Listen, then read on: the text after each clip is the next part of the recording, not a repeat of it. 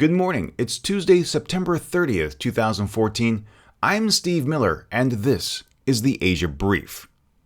Tens of thousands of protesters continue to cripple Hong Kong, digging in deeper and fortifying their conviction to obtain the right to freely choose their own officials without interference from Beijing.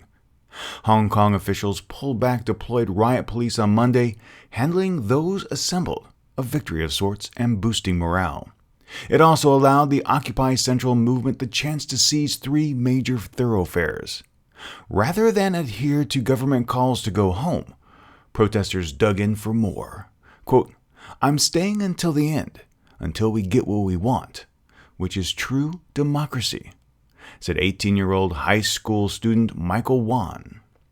Assistant Commissioner Chung Tak-kung said tear gas was used 87 times at various locations in situations when, quote, "we had no other alternative," end quote. The Hong Kong Bar Association condemned the excessive and disproportionate use of force against the crowds. Some schools and businesses remain closed as the Occupy Central movement continues to disrupt the island. According to authorities, 41 people have been injured, including 12 police officers. 78 have been arrested on various charges.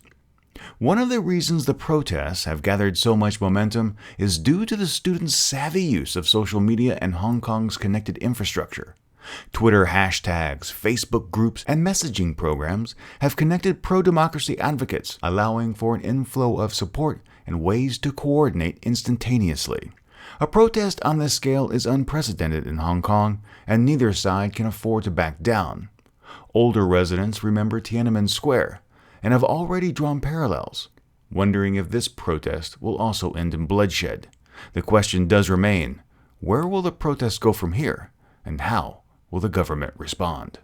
The bodies of 5 more hikers were found under the ash on the slopes of Mount Ontake in Japan, bringing the death toll to 36. Ash from the still erupting mountain forced rescue workers to halt efforts to recover more.